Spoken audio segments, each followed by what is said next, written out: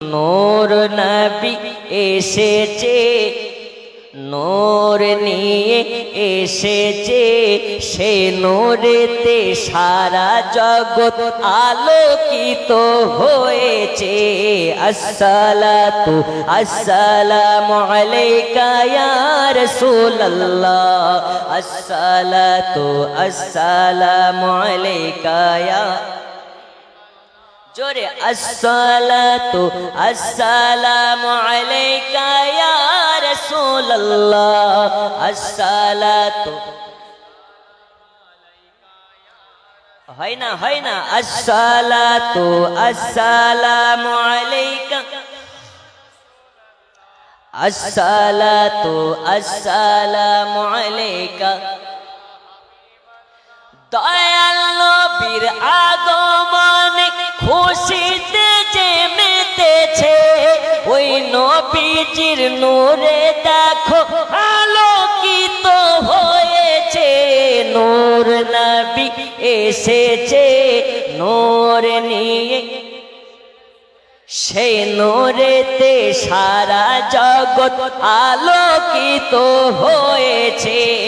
আসসালাতু আসসালামু আলাইকা ইয়া রাসূলুল্লাহ, আসসালাতু আসসালাতু আসসালামু আলাইকা ইয়া রাসূলুল্লাহ, আসসালাতু আসসালামু। দয়াল নবীর আঙুলেতে আকাশ চাঁদ টুকরা হয়ে যায়, ওই নবীজির উম্মত হয়ে নাই মোদের ভয় নাই। নূর নবী এসেছে, নূর নিয়ে এসেছে, সে নূরেতে সারা জগৎ আলোকিত হয়েছে। আসসালাতু আসসালামু আলাইকা ইয়া রাসূলুল্লাহ, আসসালাতু। আম্মা জান আমিনা বলেন, আমার বাচ্চার ভূমিষ্ঠ হওয়ার পরে পরে আমি হযরতে আমিনা দেখেছি আমার বাচ্চার নূরে মুলকে শামের বাজার আলোকময় হয়ে গেছে। নবীর মা নবীকে নূর বলতেছে, আল্লাহ তাআলা নবীকে নূর বলতেছে, আল্লাহর ফেরেশতারা নবীকে নূর বলতেছে, কোরআন নবীকে নূর বলতেছে, হাদিস নবীকে নূর বলতেছে। আর তোমার মতন কাঠমোল্লা দুই পাতা পড়ার পরে নবীকে তুমি মাটি বলতেছো। এই জায়গাতে বোঝা যায় তুমি নবীর শান না বলে, তুমি নবীর প্রশংসা না করে তুমি নবীকে ব্যঙ্গ করতেছো। তুমি নবীওয়ালা নও, তোমার মধ্যে নবী পাকের মহাব্বত নাই। তুমি যদি আকাশ চুম্বী জ্ঞান অর্জন করে ফেলো, আর যদি তোমার মধ্যে দয়াল নবীর মহাব্বত না থাকে, তোমার মতন মৌলানার কোনো দাম নাই, তোমার মতন মৌলানার কোনো দাম নাই। এটা আমার কথা নয়। দয়াল নবীর যারা দিওয়ানা হবে, ও যদি শিক্ষিত কম হয়, ওর স্থান দয়াল নবীর আশিকের মাথার উপরে হবে।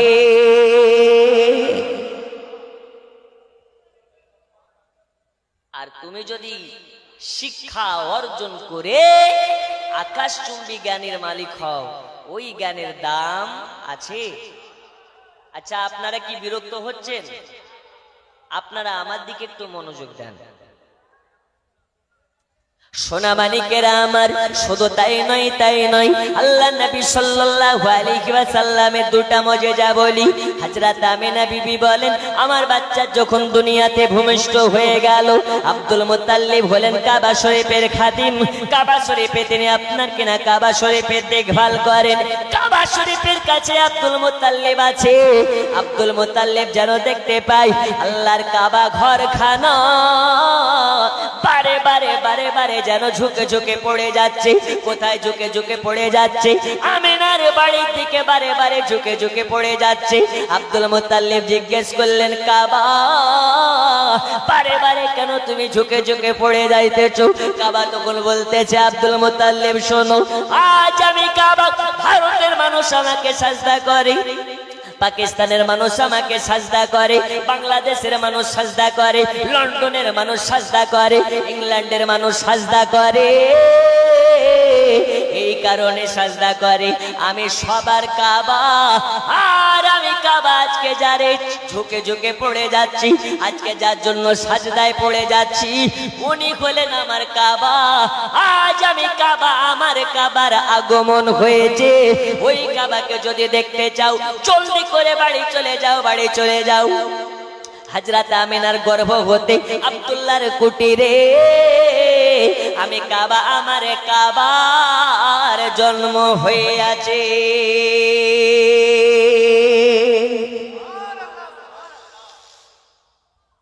নবী আমার কাবারও কাবা, আদম নবীর বাবা, ওই নবীর আগমন হওয়াতে কাবা ঝুঁকে ঝুঁকে পড়ে যায়। কাবাতে খুশি মানাই, গাছপালাতে খুশি মানাই, নদনালাতে খুশি মানাই, ওই নবীর ওসিলাতে সবাই খুশি মানিয়েছে। একজনের মুখ কালো হয়েছে, ওই কালো মুখটার নাম কি? কালো মুখটার নাম কি গো? ইবলিস, শয়তান। তাহলে নবীর আগমনে দুই ধরনের মানুষ হয়। এক ধরনের মানুষ খুশি হয় যারা নবীওয়ালা, আর এক শ্রেণীর মানুষ বেজার হয় যারা ইবলিশওয়ালা। এখন আমরা ইবলিশওয়ালা না নবীওয়ালা? জি, নবীওয়ালার মুখে হাসি ফুটে, আর ইবলিশওয়ালার মুখ কালো হয়ে যায়। কেন? নবীর আগমন হয়েছে, ওটা সহ্য করতে পারে না। বন্ধুরে আমার, সোনা মানিক, দয়াল নবীর আগমন হয়েছে, সবাই আনন্দতে আত্মহারা হয়ে গেছে। ইবলিসের মুখ যেন কালো হয়ে গেছে। নবী কোন নবী? নবী পাকের একটু মুজিজার ঘটনা আপনাকে বলি। আল্লাহ নবী সাল্লাল্লাহু আলাইহি ওয়াসাল্লামের আগমন হয়েছে। আম্মা জান আমিনা বলেন, আমার বাচ্চার লাড়ির সঙ্গে নাড়ির কোনো কানেকশন নাই। শুধু তাই নয়, তাই নয়, আমার বাচ্চা মুহাম্মাদের 32 পাটি দাঁত যেন ঝকঝক করে জ্বলতেছে। আমিনা বিবি বলেন, শুধু তাই নয়, আমার বাচ্চার 32 পাটি দাঁত নিয়ে আমার বাচ্চা জন্মগ্রহণ করেছে। শুধু তাই নয়, তাই নয়, তাই নয়, আম্মা জান আমিনা বর্ণনা করতেছেন, দুনিয়ার সাধারণত বাচ্চারা নাঙ্গা হয়ে জন্ম নেয়, উলঙ্গ হয়ে জন্ম নেয়, কিন্তু আমার বাচ্চা উলঙ্গ হয়ে জন্ম নেয় নাই। আমার বাচ্চার প্রসাব নাংটা হয়ে হয় নাই। আমার বাচ্চা মুহাম্মাদের যখন জন্ম হয়েছে, আল্লাহ তাআলা তাকে জান্নাতি রেশমি কাপড় দিয়ে জড়িয়ে দুনিয়াতে পাঠিয়েছেন। তাহলে বোঝা গেল দয়াল নবী উলঙ্গ হয়ে জন্ম নেয়নি, দয়াল নবী আমার পোশাক পরে জন্ম নিয়েছে। যারা বলে নবী 40 বছর বয়সে নবী হয়েছে, তাদের জন্য বলি, নবী 40 বছর বয়সের আগেও নবী ছিলেন। নবী আমার 40 বছর বয়সে নিজের নবুয়াতকে প্রকাশ করেছে। আজ যারা 40 বছর বয়সের আগে নবীকে নবী মানবে না, মানবে না, আল্লাহর কসম করে বলি, দুনিয়াতে কাফির হয়ে মারা যাবে।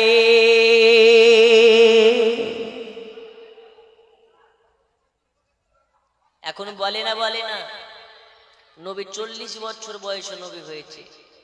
হ্যারে খ্যাপার দল, নবী যদি 40 বছর বয়সে নবী হবে, আমার রাসূলকে জিজ্ঞেস করছেন হযরতে জাবির, নবী গো আপনার জন্ম কবে হয়েছে?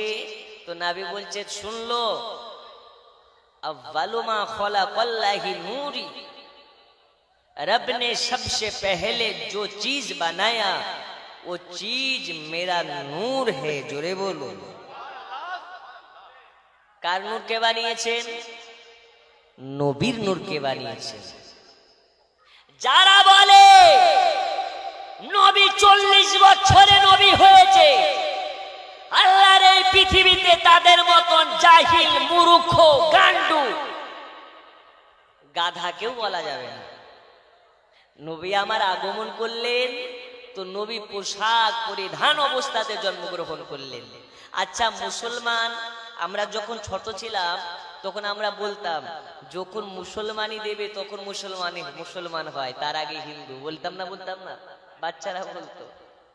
মানে এখনো আমরা মুসলমান হইনি, যখন মুসলমানি দেবে তখন মুসলমান হবে। আচ্ছা, আপনাদের কাছে প্রশ্ন করতে চাই, বলুন তো নবীর মুসলমানি কে দিয়েছে? জানা আছে? যে মৌলবি বলে নবী বড় ভাইয়ের মতো, নবী আমাদের মতন সাধারণ মানুষ, ওই মৌলবিকে খাম্বার সঙ্গে বাঁধেন। বল নবীর মুসলমানি কে দিয়েছে?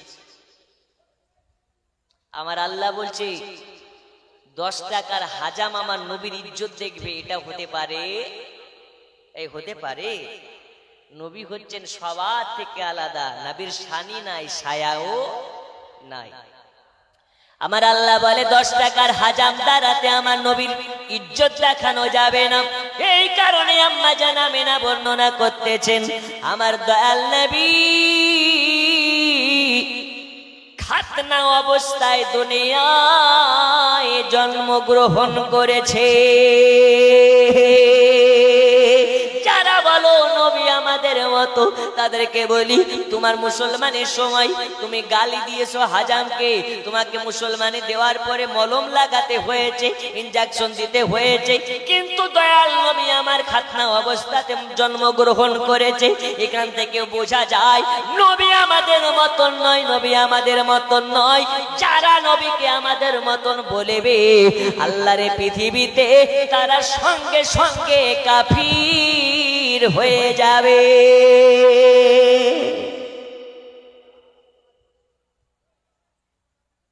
ওরা বলে নবী আমাদের মতো। আচ্ছা ঠিক আছে, নবী তোর মতো, তো নবী আকাশের চাঁদকে ইশারা করে তো 2 টুকরা করে, তুই কর, পারবে? নবী আমার ছাগলের গোশত খেয়ে আবার হুকুম করেছে, ছাগল জিন্দা হয়েছে, জাবিরের মৃত্যু বেটাকে জিন্দা করেছে, তুই কর। এই যে ঈদে মিলাদুন নবী গেল, ঈদে মিলাদুন নবী ওরা বলে হারাম হারাম হারাম, বেদাত বেদাত, করা যাবে না করা যাবে না। যে আগালে হাদিস মোল্লা বলতেছে ঈদে মিলাদুন নবী করা যাবে না, জুলুস করা যাবে না। আপনাকে একটা বাস্তব ঘটনা বলি, আমার বাড়ি লালবাগ মুর্শিদাবাদ, ওই লালবাগ হাসপাতালে দেখতেছি একটা আহলে হাদিসের মৌলবি। কোন মৌলবি গো? আহলে হাদিসের মৌলবি, যারা বুকের উপরে হাত বাঁধে। জি, একটা পা শিয়ালদা আর একটা পা হাওড়াতে রেখে নামাজ পড়ে। ওই হাত ছাড়া মালের একটা শায়েখ লালবাগ হাসপাতালে দাঁড়িয়ে আছে, একটা সাদা স্করপিওকে সাজিয়ে ফুলমুল দিয়ে সাজিয়েছে, আর অনেক লাড্ডু বিতরণ করতেছে হাসপাতালের মাঝে। আমি জিজ্ঞেস করলাম, হুজুর কি ব্যাপার গো, গাড়িকে ফুল দিয়ে সাজিয়েছেন, এত লাড্ডু বিতরণ করছেন, কি ব্যাপার? বলছে হুজুর আর মৌলভী সাহেব বলিও না, আমরা 6টা ভাই, 6টা ভাইয়ের মধ্যে একটা ভাইয়েরও আল্লাহ পুত্র সন্তান দেয়নি। এই প্রথম আমার ঘরে একটা পুত্র সন্তান হয়েছে, তার জন্য খুশিতে ছেলেকে আর ছেলের মাকে গাড়ি সাজিয়ে জুলুস করে বাড়ি নিয়ে যাব, আর লাড্ডু খাওয়াচ্ছি খুশিতে। ও আচ্ছা, ডাল মে কুছ কালা হে।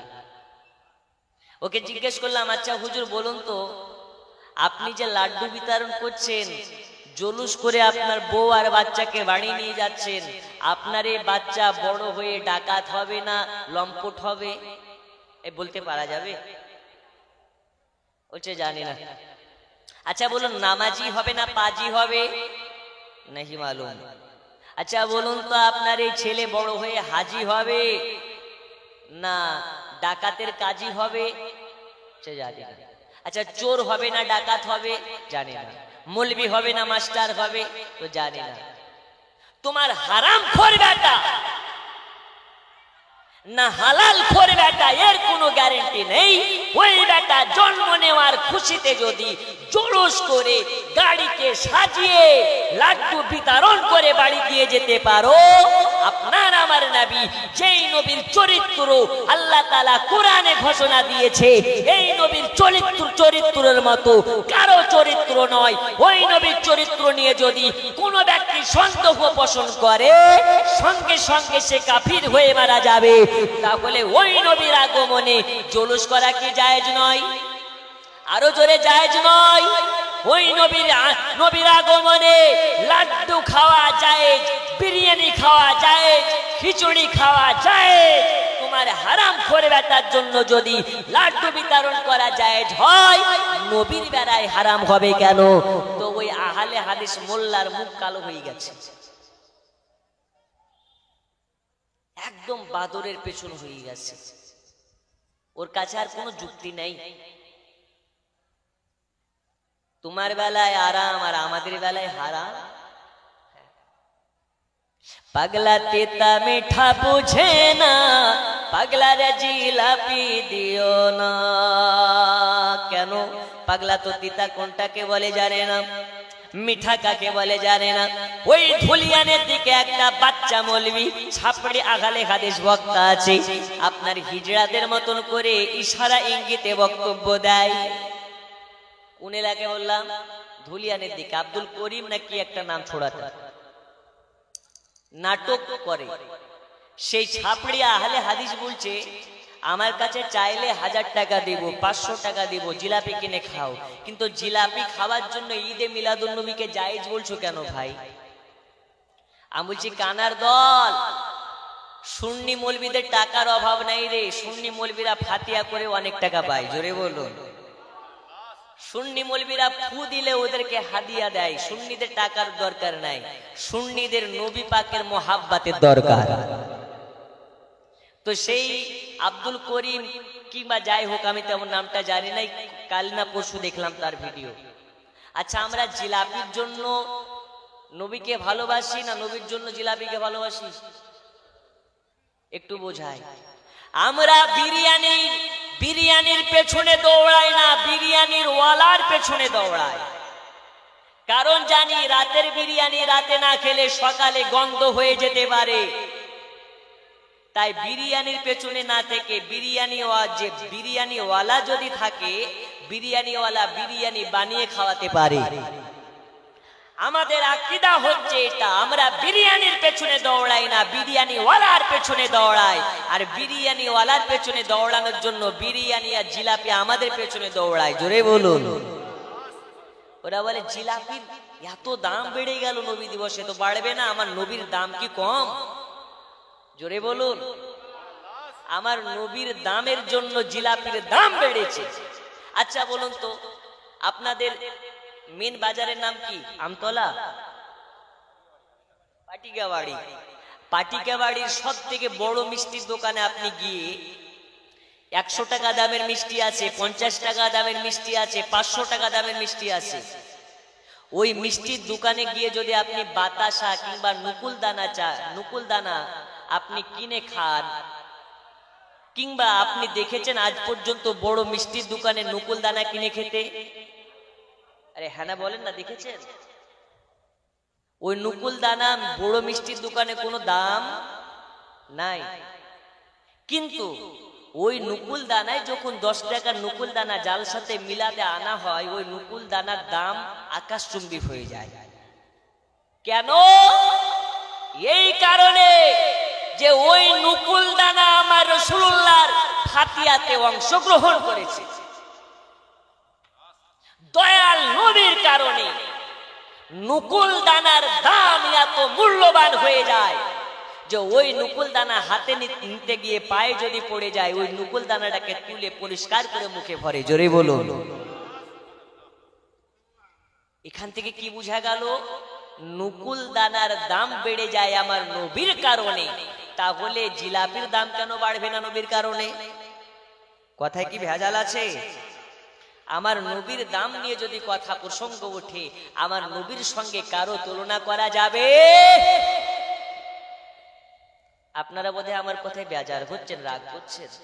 একটু যুক্তি সহকারে বোঝাচ্ছি, বুঝলে বুঝ পাতা, না বুঝলে তেজ পাতা, কিছুই করার নাই। আমার নবী হচ্ছেন জিন্দা নবী। এই নবীকে নিয়ে যদি কেউ ব্যঙ্গ করে, ওর মর্যাদা কুত্তার থেকেও নিকৃষ্ট। এটাই হচ্ছে বাস্তব। একবার ঝুমঝুমিয়ে দারুদ শরীফ পড়বো, তার আগে এক বলি নাতে রাসূল আমার সঙ্গে সবাই পড়ুন। জন্ম আমার নবীর যুগে হলে কেমন হতো, জন্ম আমার নবীর যুগে হলে হয় না হলে কেমন, আরো জোরে হলে কেমন, দুই নয়নে রাসূল পাক দেখিলে কেমন হতো,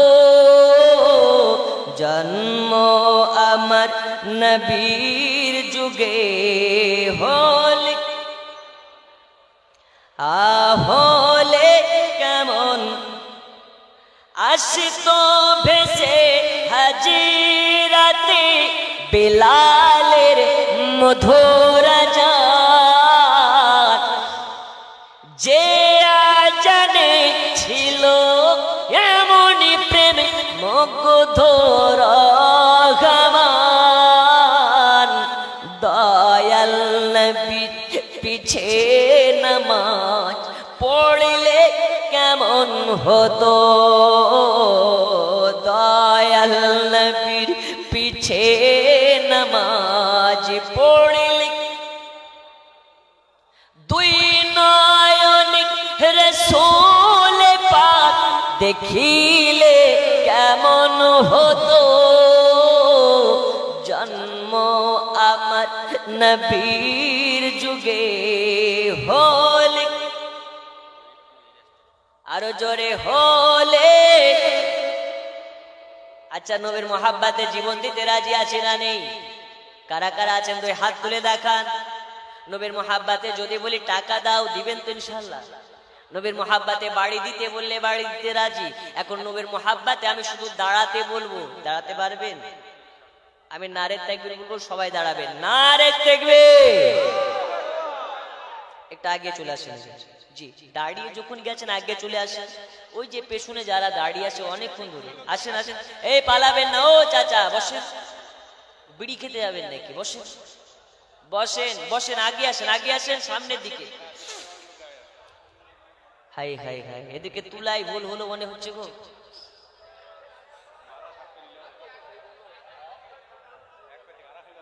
হ্যাঁ, সুবহানাল্লাহ। বসেন চাচা, আওয়াজ করিয়েন না, আওয়াজ করেন না, বসেন। এই সুযোগে অনেক বিড়ি করে পালিয়ে গেল বিড়িতে টান মারবে বলে। অনেক খৈনি যারা খায় তারা খৈনিতে একটু ডলান দিতে গেল। একটা জালসায় গিয়েছি তো বলছে হুজুর পানি খাওয়া দোয়া হয়, ভাত খাওয়া দোয়া হয়, সবকিছু দোয়া হয়, তো বিড়ি খাওয়ার দোয়াটাকে একটু বলে।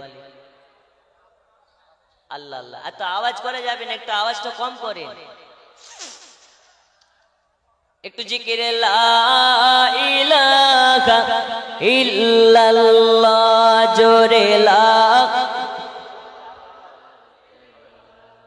জোরে লা ইলাহা ইল্লাল্লাহ, জোরে লা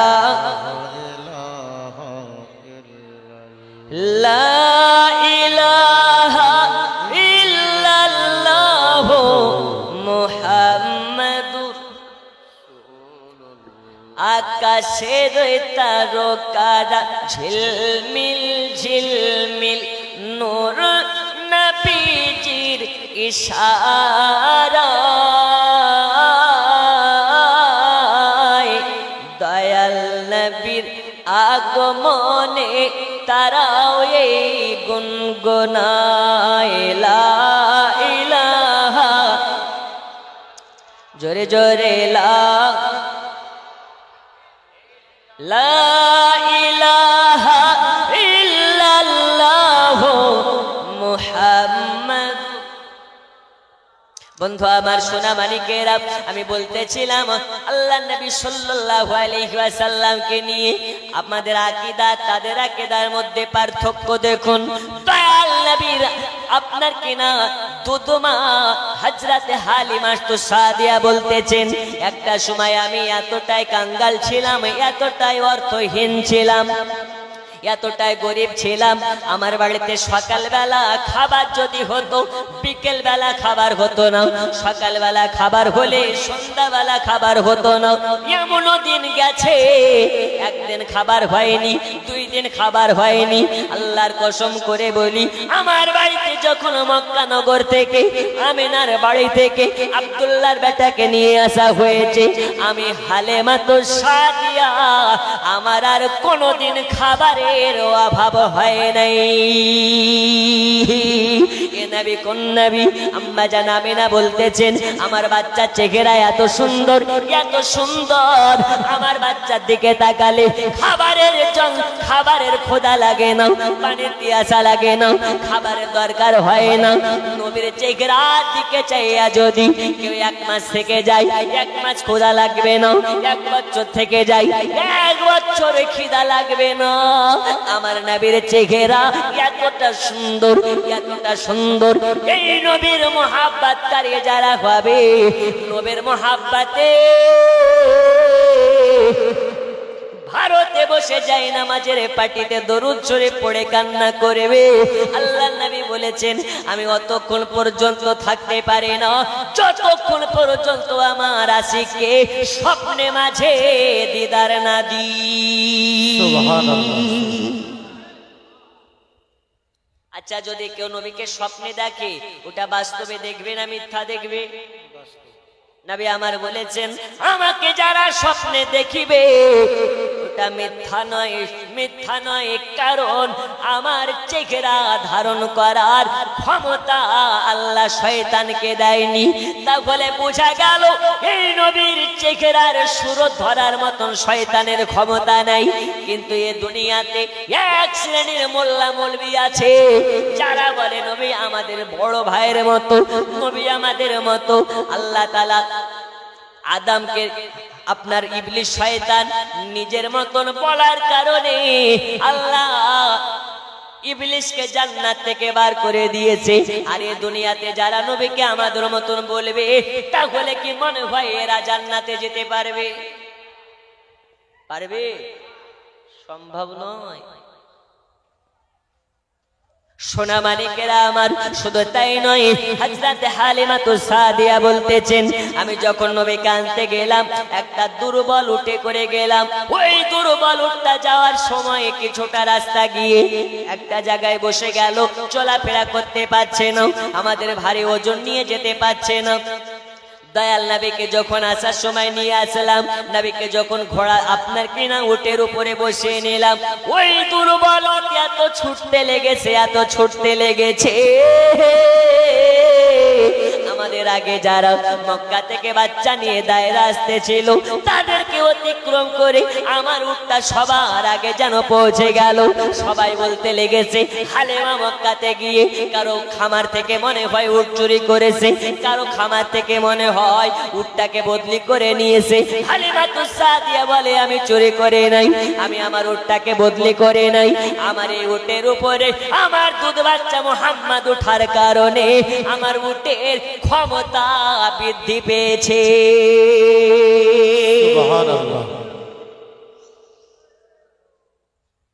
আব্বাজি আমার সোনা মানিকেরা, হযরত হালিমাতুস সাদিয়া বলতে আছেন আমি যখন রাসূলুল্লাহকে আমার বাড়িতে নিয়ে আসলাম, আমার ভেড়াতে, দুম্বাতে, ছাগলে দুগ্ধ দিত না।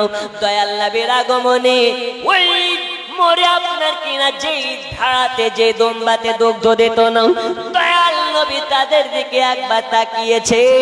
ওই বকরি, ওই দুম্বা, ওই ভেড়াতে এত দুগ্ধ দেওয়া লেগেছে, এত দুগ্ধ দিতে লেগেছে, আমি হালিমা দুগ্ধ বেচে বেচে বেচে বেচে অনেক অর্থের মালিক হয়ে গেলাম। মক্কা নগরে থেকে দুধ বেটা মুহাম্মদকে আনার পরে থেকে আমার ছাগলে বকরিতে দুগ্ধ দেয়, এত দুগ্ধ দেয়, এত দুগ্ধ দেয়, আমি হালিমাতুস সাদিয়া দুগ্ধ বেচে বেচে অনেক অর্থের মালিক হয়ে গেলাম। হালিমাতুস সাদিয়া বলে আমার বাড়িতে রাতের বেলা অন্ধকারে চিরাগ জ্বালানোর মতো তেল ছিল না, লম্প জ্বালানোর মতন তেল ছিল না, যেই কারণে আমার বাড়িতে কোনোদিন সানবাতি পড়তো না, আমার বাড়িতে রাতের বেলাতে লাইট জ্বলতো না। আমার নবী যেদিন থেকে এসেছে হালিমাতুস সাদিয়ার বাড়ি কোনোদিন অন্ধকার হয় নাই। সারা রাত লাইট জ্বলে, সারা রাত আলোকিত হয়ে থাকে। এ কারণে এলাকাবাসী, প্রতিবেশী সবাই যেন অবাক হয়ে যায়। চায়ের দোকানে এখানে ওখানে আলোচনা শুরু করেছে হালিমা কোন রকম ভাবে গুপ্তধন পেয়েছে নাকি, যে হালিমার বাড়িতে সকালবেলা খাবার হলে সন্ধ্যাবেলা খাবার হতো না, ওই হালিমার বাড়িতে সারা রাত চিরাগ জ্বলে, সারা রাত আলো জ্বলে। হালিমা তেল পায় কোথায়? হালিমা তেল পায় কোথায়? হালিমা তো সাদিয়া বলে এই তায়েফ নগরের মহিলারা, তায়েফ নগরের মানুষেরা শুনে নাও, ওয়াল্লাহি আল্লাহর কসম, ওয়াল্লাহি আল্লাহর কসম, আমার বাড়িতে লাইট জ্বলে না, আমার বাড়িতে বাতি জ্বলে না, আমার বাড়িতে রশনি জ্বলে না। সেই দিন থেকে মক্কা নগর থেকে হালিমা তো সাদিয়া আমিনার ওই আপনার কিনা এতিম বাচ্চাটাকে এনেছে, মানে মুহাম্মদ কে এনেছে। হালিমার বাড়িতে লাইট জ্বালানোর প্রয়োজন পড়ে না, ওই নবীর নূরে সব সময় আলো হইয়া থাকে। সুবহানাল্লাহ, নবীর নূরে আলোকময় হয়ে থাকে, নবীর নূরে রশ্মিময় হয়ে থাকে। যারা বলো নবীকে নূর বলা যাবে না, যাবে না, যাবে না, কোরআন বলে কদ জাকুম মিনাল্লাহি নূরুন ওয়া কিতাবুম মুবিন। তোমার যুক্তি ফেল হয়ে যাবে, তোমার উদাহরণ ফেল হয়ে যাবে, মুবাহালা করার প্রয়োজন পড়ে না, কারণ কোরআন বলে দিয়েছে আল্লাহর তরফ থেকে একটা নূর এসেছে আর একটা কিতাব এসেছে। নূর বলতে রাসূলুল্লাহকে বোঝানো হয়, কিতাব বলতে পাক কালামুল্লাহকে বোঝানো হয়। এরপরেও যারা নবীকে মাটি বলে, আল্লাহর কসম করে বলি এই দুনিয়াতে তারা ইহুদির দালাল। কার দালাল? ইবলিসের দালাল, ইহুদিদের দালাল। কোরআন বলে কদ জাআকুম মিনাল্লাহি নূরুন ওয়া কিতাবুম মুবিন। আল্লাহ তাআলার তরফ থেকে একটা নূর এসেছে আর একটা কিতাব এসেছে। নূর বলতে দয়ার রাসূলকে বোঝানো হয়, আর কিতাব বলতে পাক কালামুল্লাহকে বোঝানো হয়। কালামুল্লাহ বলতেছে নবী নূর, ওই নূর নবীকে যারা নূর বলে মানবে তারা নবীর নূরের আলোতে আলোকময় হয়ে যাবে। দয়াল নবীকে জিজ্ঞেস করা হয়েছিল, ইয়া রাসূলুল্লাহ ইয়া হাবিবাল্লাহ হুজুর, আপনার হাসরের ময়দানে আল্লাহ আদম থেকে নিয়ে ঈসা রুহুল্লাহ পর্যন্ত সব নবীর উম্মতের বিচার একসাথে করবে। ওই সময় সবাই এক জায়গাতে থাকবে, আপনার উম্মতদেরকে কি করে বোঝা যাবে? নবী আমার বললেন, হে আমার উম্মতেরা শুনে নাও, সাহাবীরা শুনে নাও, 1000 কালো ঘোড়ার মধ্যে থেকে যদি একটা ঘোড়া, কালো ঘোড়ার গায়ে শরীরে একটা সাদা কালারের দাগ থাকে, 1000 ঘোড়ার মধ্যে থেকে ওই ঘোড়াটাকে চেনা যাবে কি যাবে না? যাবে না? যাবে। নবী আমার বলছে হাজার হাজার উম্মত থাকবে, কিন্তু আমার যারা উম্মত হবে, যার অন্তরে আমার মোহাব্বত থাকবে, ওর পিছানিতে একটা নূর চমকাবে। ওই নূর কার নূর? নবী আমার বলছে আমার নূর। ওই নূরে বোঝা যাবে এরা উম্মতে মুহাম্মাদি, আর শুধু উম্মতে মুহাম্মাদি নয়, আশিকে নবী। আচ্ছা, ওই নূর পাওয়া যায় নামাজ পড়ে না কাজা করে, পড়ে না কাজা করে, দাড়ি কেটে না রেখে, হালাল খেয়ে না হারাম খেয়ে গো আমরা খেতে পারি, আমরা পড়তে পারি। আল্লাহ বলেন যার মুখে দাড়ি থাকে আমি আল্লাহ তাকে জাহান্নামের আগুনে পোড়াতে লজ্জা বোধ করি, আর আমরা দাড়ি রাখতে লজ্জা বোধ করি। এর থেকে কপাল পোড়ার কি আছে? একজন আছেন নবীর মুহাব্বতে দাঁড়িয়ে বলতে পারেন, হুজুর আজ থেকে ওয়াদা করলাম নবীর আগমনের মাসে নবীকে খুশি করার জন্য আজকে থেকে দাড়ি কাটবো না, এই ওয়াদা করে নিলাম। আছেন? আছেন? একজন দেওয়ানা দেখতে চাই মোহাম্মদপুর, আল্লাহ আল্লাহ নামটাও খুব সুন্দর, মোহাম্মদপুর। মোহাম্মদপুরের একজন গোলাম আছেন, হাত তুলে বলতে পারেন আল্লাহর কসম যেতে যেতে যদি মারা যান, আপনি মারা যাওয়ার কারণে আর দাড়ি রাখার ওয়াসিলাতে আল্লাহ আপনার জিন্দেগির পাহাড় পাহাড় গুনাহগুলোকে মাফ করে জান্নাতি করে দিন।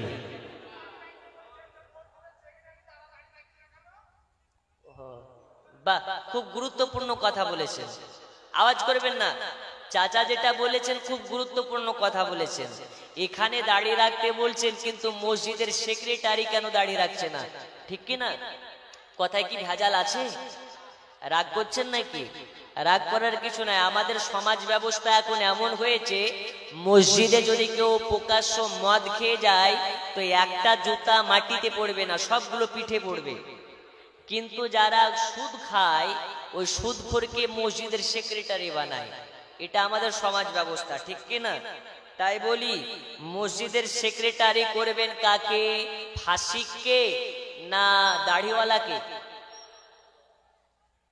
কিন্তু আমাদের সমাজে কি, যার টাকা আছে তাকে সেক্রেটারি করে, আর গরিব মানুষটাকে পাত্তা দেওয়া হয় না। এটা একটা জঘন্যতম অপরাধ। মসজিদের সেক্রেটারি হবে তিনি যার মুখে রাসূলুল্লাহর সুন্নাত থাকবে। জোরে বলুন। তুমি একটা নামাজ পড়ো না, সপ্তাহে সপ্তাহে শুক্রবার একদিন এসে তুমি মসজিদের সেক্রেটারি হবা, তোমার ওই যোগ্যতা নেই। যে মসজিদের সেক্রেটারি হবে কাল হাসরের মাঠে ওইটাই পরিচয় দেওয়া হবে, অমুক জুমা মসজিদেরই সেক্রেটারি ছিল। জোরে বলুন। তাই মসজিদের সেক্রেটারি কারা করে? চাচা আপনাকে আমার প্রশ্ন, এবার আওয়াজ করবেন না। মসজিদের সেক্রেটারি যে দাড়ি ছেলা ব্যক্তিটা হয়, ও নিজে থেকে হয় না 10 জন মিলে করে? তাহলে 10 জনের ভুল না একজনের ভুল? তাহলে এটা আমাকে বলে তো লাভ নাই, আপনারা করেছেন তাই হয়েছে, ঠিক কি না? তাই 10 যেখানে খোদা সেখানে এই কথাটা ডাহা ভুল কথা, মিথ্যা কথা। কেন?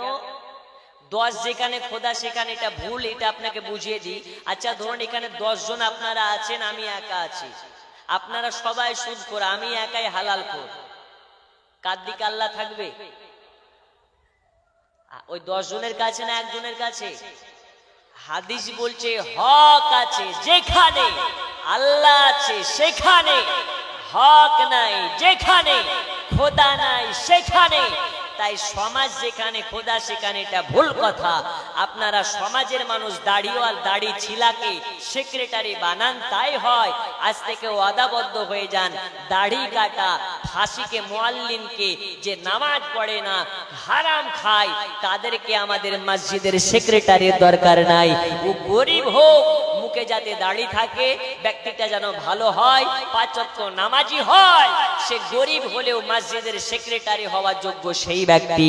তাই আজ থেকে ওয়াদা করে নিন, কোন দাড়ি ছিলা ব্যক্তিকে কিংবা বেনামাজিকে মসজিদের সেক্রেটারি করার দরকার।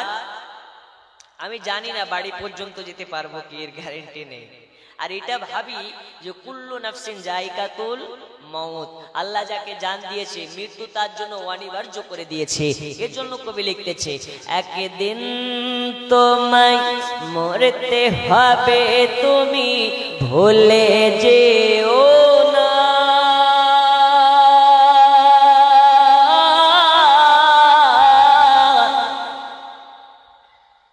তোমার আসল ঠিকানা গো তোমার মাটির বিছানা। এ টাকা কড়ি সোনা বাড়ি কিছুই যাবে না,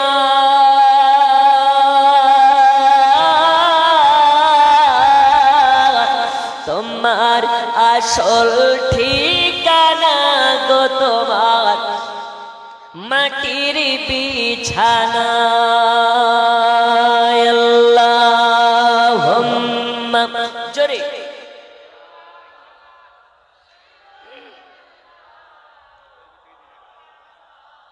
অল্প দিয়ে দাও, অল্প অল্প।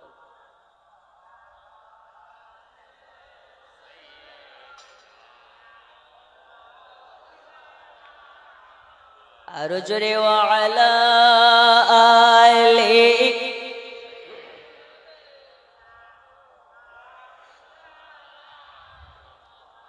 দয়াল নবী মায়ার নবী নূরে খোদা বলতে হয়, সে নবীরও নূরে দেখো আলো যেন দুনিয়াময়। আল্লাহুম্মা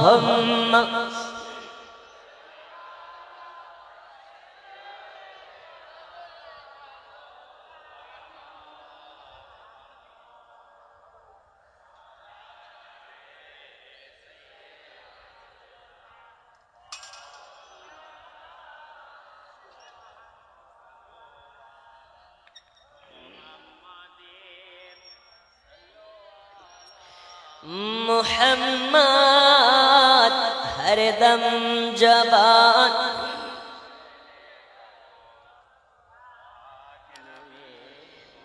হে যুবকেরা সোনামানিকেরা, তাহলে বোঝা গেল আম্মা জান হালিমাতুস সাদিয়া বলেন আমার বাচ্চা মুহাম্মদকে যখন আমার বাড়িতে আনা হলো, আমার বাড়িতে যে বকরিতে আপনার দুগ্ধ দিত না ওই বকরির দুগ্ধ বেচে বেচে অনেক অর্থের মালিক হয়ে গেলাম। শুধু তাই নয় হালিমাতুস সাদিয়া বর্ণনা করতেছেন, হালিমাতুস সাদিয়া বলতেছেন আমার বাড়িতে সারা রাত আলো হয়ে থাকি। হালিমাতুস সাদিয়ার এইসব ঘটনা দেখার পরই এই তায়েফ নগরের মানুষেরা সবাই হিংসাতে জ্বলতে লেগেছে, সবাই জানবার জন্য চেষ্টা করতে লেগেছে হালিমার বাড়িতে কেমন করে সারা রাত ধরে লাইট জ্বলে, হালিমার বাড়িতে কেমন করে সারা রাত ধরে রোশনি হয়। হালিমাতুস সাদিয়া বলে আমার বাড়িতে লাইট জ্বলে, কিন্তু চিরাগের লাইট নয়, বাতির লাইট নয়, আমার বাড়িতে লাইট জ্বলে আমার বেটা মুহাম্মাদের। এই আলো শুধু আমার বাড়ি নয়, এই আলোতে কুল কায়নাত আলোকিত হয়। ও মা খালা শুনে জানে রাতের বেলা হযরতে হালিমাতুস সাদিয়া বর্ণনা করতেছেন আমার বাড়িতে আমার দুধ বেটা মুহাম্মদকে যখন নিয়ে এসেছিলাম, তানার চাচা আব্বাস আমার বাড়িতে, তানার একজন চাচা আমার বাড়িতে খোঁজ খবর নেওয়ার জন্য এসেছিলেন। হালিমাকে এসে জিজ্ঞেস করেন হালিমা তুমি তো আমার বাচ্চা আমার ভাতিজাকে এনেছো, তুমি যখন কাজ কামে ব্যস্ত থাকো অথবা ছাগল বকরির জন্য আপনার কিনা সে ছাগল বকরিকে চড়াতে নিয়ে যাও, আমার ভাতিজাকে দোলনাতে দোলা দেয় কে? তুমি যখন রান্না বান্না করো ওই সময় আমার ভাতিজার দোলনাতে দোলা দেয় কে? হালিমাতুস সাদিয়া ওই সময় বলেছিলেন ও গো নবীজির চাচা জান আপনার ভাতিজার দোলনাতে দোলা দেই না, আপনার ভাতিজার দোলনাতে দোলা দেই না, আপনার ভাতিজাকে যেই দিন থেকে এনেছি আপনার ভাতিজার দোলনাতে দোলা তো দিই না, তার সাথে আমার নিজের একটা বাচ্চা আছে তার দোলনাতেও দোলা দিই না। জোরে বলো কেন কেন কেন? হালিমাতুস সাদিয়া বলে এই কারণে আমি দেখেছি আপনার ভাতিজার দোলনাতে অটোমেটিক দোলা দেয়। কেমন করে? আমার আল্লাহ বলে জিবরিল চলে যাও, ওই দেখো আমার নান্নি মুহাম্মদ দোলনাতে শুয়ে আছে, জলদি করে যাও আমার মুস্তাফা যেন দোলনা থেকে পড়ে না যায়। এজন্য কি করবে? তুমি নিজে যাবে আর আমার দোস্ত মুস্তাফার দোলনাতে পাগাড়া দেবে আর নিজে হাতে নবী পাকের দোলনাতে দোলা দেবে।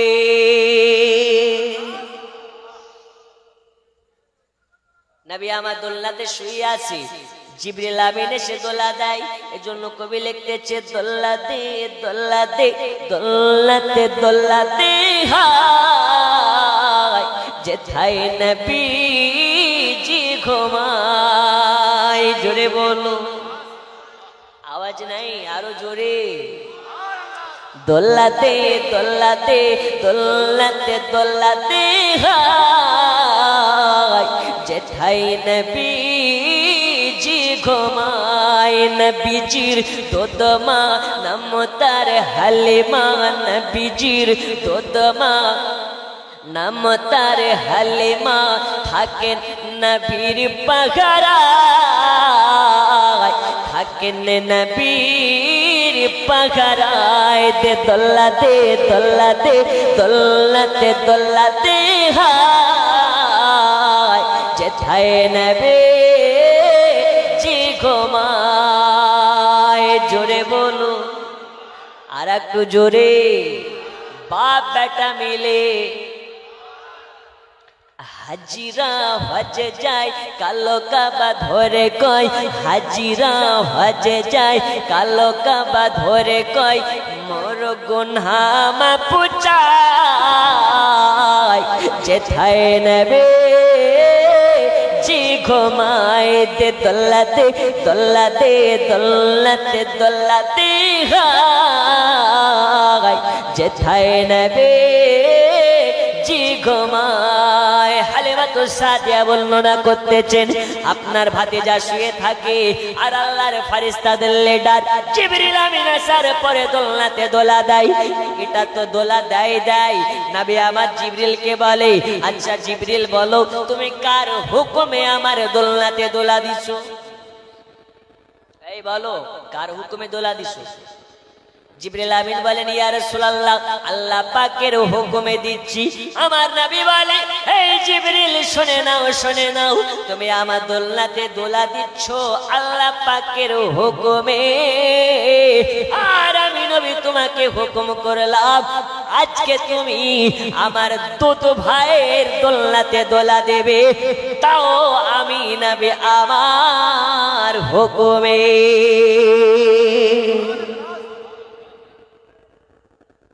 জিবরিল বলছেন, নবী আপনি যাতে রাজি আল্লাহ তাতে রাজি, আপনি যেটা বলেন ওটাই তো আল্লাহর বলা, আমার কোন রকমের আপনি যেটা বলেন সেটা মানতে আমার কোন রকমের আপত্তি নেই। সঙ্গে সঙ্গে জিবরিল আমিন দয়াল নবীর হুকুমে নবীর দুধ ভাইয়ের দোলনাতে দোলনা দিতে লেগেছে। জোরে বলবেন না? আরে নবী তো বলেছেন, আল্লাহ পাক নবীকে বলতে বলেছেন, নবী বলে দিন রিজিক দান আল্লাহ, কিন্তু রিজিকের মালিক করে দিয়েছি আপনাকে। জান্নাত বানিয়েছেন আল্লাহ, জান্নাতের মালিক করেছেন রাসূলুল্লাহ। এর জন্য বলেছেন রাসূল করিম সাল্লাল্লাহু আলাইহি সাল্লামের প্রসঙ্গে হাদিস বলছে, ওয়াল্লাহা ইউতি ইন্নামা আনা কাসিম, रब ने देता है मुस्तफा ने खिलाता है, रब ने देने वाला मुस्तफा ने दिलाने वाला। এই কারণে উর্দু ভাষী শায়র লিখতেছে কি, रोजी खुदा ने दी है खिलाते हैं मुस्तफा, रोजी खुदा ने दी है खिलाते हैं मुस्तफा, रोजी खुदा ने दी है खिलाते हैं मुस्तफा, दुनिया है खुदा की चलाते हैं मुस्तफा। जोरे बोलुन दुनिया বানিয়েছেন আল্লাহ, কিন্তু দুনিয়াকে চালায় পরিচালনা করে মদিনাওয়ালা রাসূলুল্লাহ। জোরে বলুন আল্লাহ বানিয়েছেন দুনিয়াকে কিন্তু পরিচালনা করেন আমার নবী। আল্লাহ বানিয়েছেন দুনিয়াকে পরিচালনা করেন নবী। জিবরিল আমিন বলে, নবীজি নবীজি নবীজি কোন রকমের আপত্তি নাই, আমি আপনার দুধ ভাইয়ের দোলনাতে দোলা দিচ্ছি। নবীর হুকুমে নবীর দুধ ভাইয়ের দোলনাতে দোলা দেয়। দোলাটা দেয় কে? যে দোলা দেয় তিনি হলেন জিবরিল আমিন। এ জিবরিল আমিন দোলা দিতে লেগেছে। এ বাবা সোনা মানিকেরা, শুধু তাই নয় হালিমাতুস সাদিয়া বলে, আমার মুস্তাফা সাল্লাল্লাহু আলাইহি ওয়াসাল্লাম এবার আমি আর কি তোমাদেরকে মজেজা বলবো, আপনার ভাতিজা মুহাম্মাদের দোলনাতে দোলা দেওয়া লাগে না, আল্লাহর ফেরেশতাদের লিডার জিবরিল আমিন নিজে দোলা দেয়। শুধু তাই নয় আপনার ভাতিজা মুহাম্মদকে আনার পরে আমি হালিমা অনেক অর্থের মালিক হয়ে গেছি, অনেক টাকার মালিক হয়ে গেছি। হালিমাতুস সাদিয়া বলে, আমি ছিলাম আগে জিরো, নবী যখন আসলো আমার বাড়ি হয়ে গেলাম হিরো। আমি হালিমাতুস সাদিয়া নবীকে আনার পরে আমার বায়োগ্রাফি চেঞ্জ হয়ে গেছে। এখানে বোঝা গেল এটা হালিমার পাওয়ার নয়, হালিমার পাওয়ার নয়, নবীর পাওয়ারে হালিমার পাওয়ার হয়েছে। নবীর জন্য হালিমার মর্যাদা বেড়েছে, নবীর কারণে হালিমার শান বেড়েছে, নবীর কারণে হালিমার ইজ্জত বেড়েছে, নবীর কারণে হালিমা সম্মান পেয়েছে। এই নবীকে যারা মোহাব্বত করে নেবে, এই নবীকে যারা ভালোবেসে নেবে, নবী আমার বলেছেন,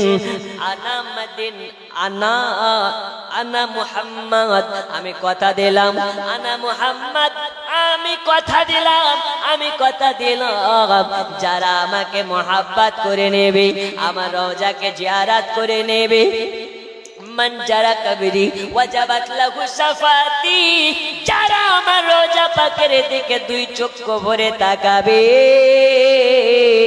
আমি নবী আমার জন্য তাকে শাফায়াত করা ওয়াজিব হইয়া যাবে।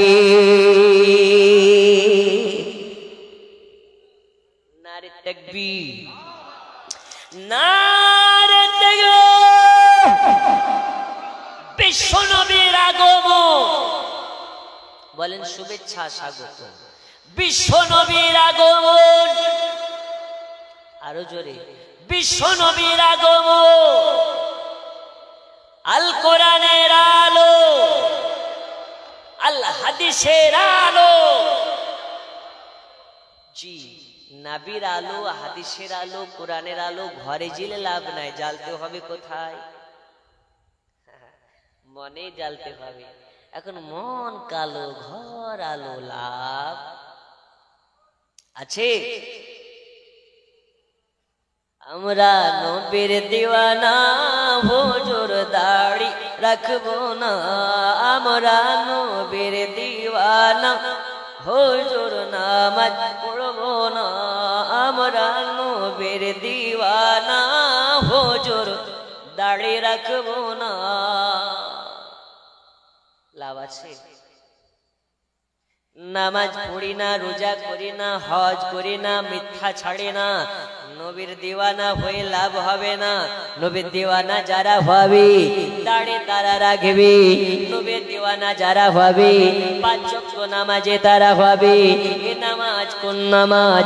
যে নামাজ আল্লাহর নবী আল্লাহর কাছ থেকে তোফা স্বরূপ এনেছে।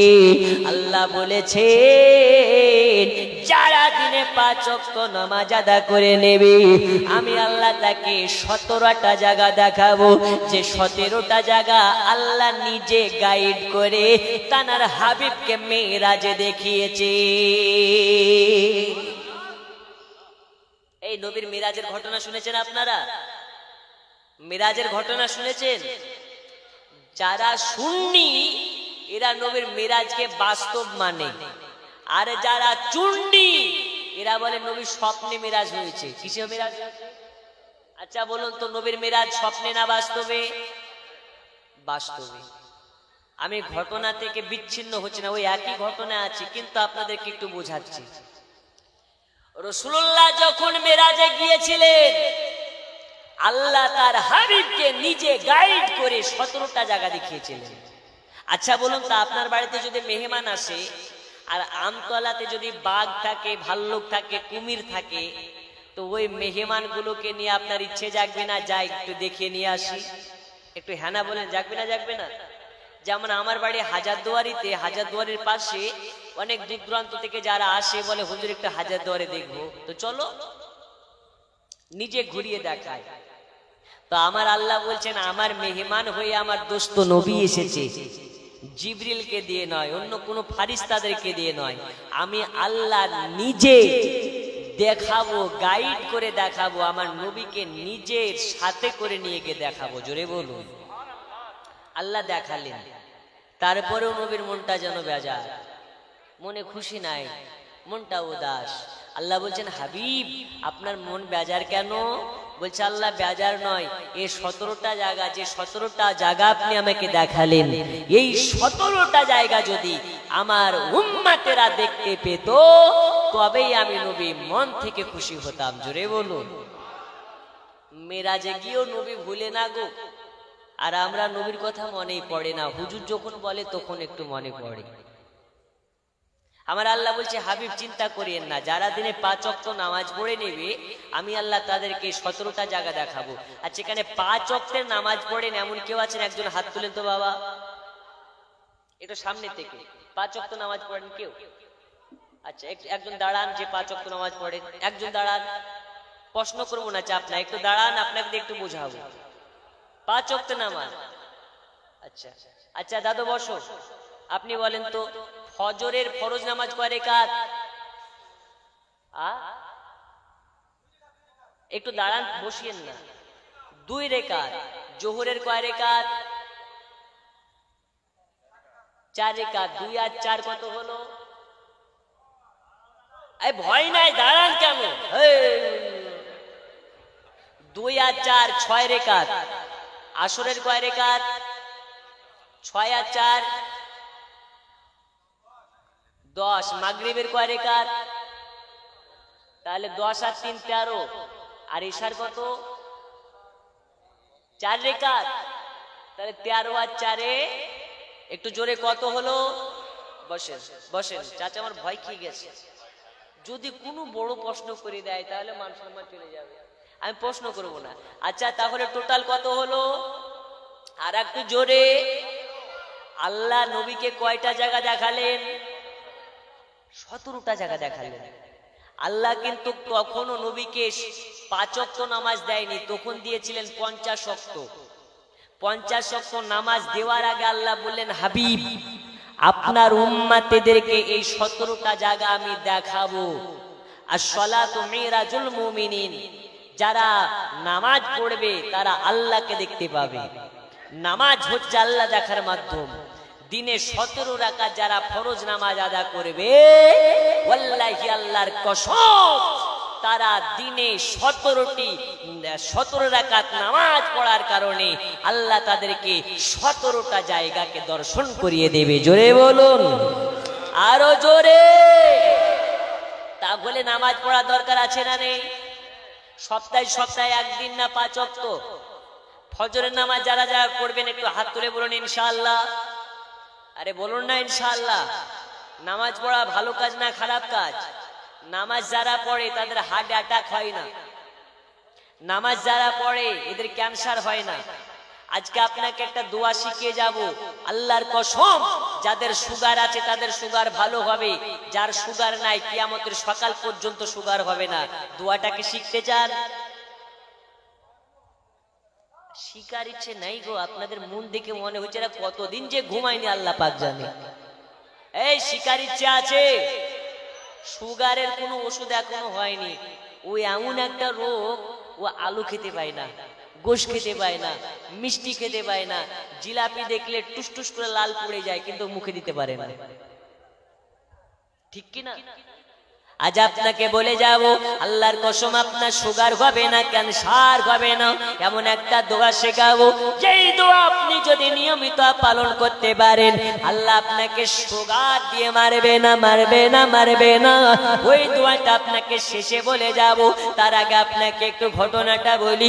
আল্লাহ নবী সাল্লাল্লাহু আলাইহি ওয়াসাল্লাম যখন মেরাজে গিয়েছিলেন, আল্লাহ রাসূল সাল্লাল্লাহু আলাইহি ওয়াসাল্লামকে 17টি জায়গা দর্শন করিয়েছিলেন।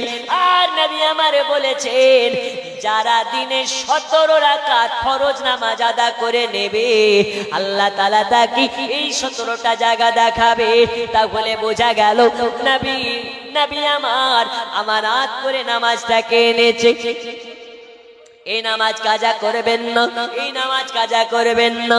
নামাজ হলো আল্লাহ দেখার মাধ্যম। as-salatu মিফতাহুল জান্নাহ, নামাজ হলো জান্নাতের চাবিকাঠি। আপনি নবীর দিওয়ানা কিন্তু নামাজ পড়েন না, আপনি শুধু বলতেছেন আমি নবীর দিওয়ানা, নামাজ আপনি পড়ছেন না, আপনি বলছেন নবীর দিওয়ানা। আপনাকে মসজিদ মুখে হওয়া দেখা যায় না, আপনাকে নবীর দিওয়ানা বলা যাবে না, যাবে না, যাবে না, যাবে না। যারা নবীর দিওয়ানা হবে এরা কোনোদিন নামাজ ছাড়বে না। যেমন করে ইমাম হুসাইন কারবালার প্রান্তরে, ইমাম হুসাইনের বুকের উপরে যখন ইয়াজিদি সীমার যখন বসে গেছে, সীমার আপনার কিনা ধারালো তরবারটাকে নিয়ে ইমাম হুসাইনের পাকের গর্দানে ঘষতে লেগেছে, ঘষতে লেগেছে, ঘষে যায়, ঘষে যায়, ঘষে যায়, ঘষে যায়, কাটতে পারে না। ইমাম হুসাইন বলেছিলেন, সীমার তোর কি দয়া হয় না রে, তোর কি মায়া হয় না রে, তোর কি কষ্ট হয় না রে? আমি হলাম ওই নবীর ওই নবীর নওয়াসা যেই নবীকে আল্লাহ না বানালে আসমানকে বানাতেন না, জমিনকে বানাতেন না, লাউকে কালামকে বানাতেন না। যে নবী ছাড়া তোর জামিনদার কেউ হবে না। মা তোকে হাসরের ময়দানে চিনবে না, বাবা তোকে হাসরের ময়দানে চিনবে না। ওই নবী আমার নানুজি, আমার নানুজি তোর জামিনদার হয়ে যাবে।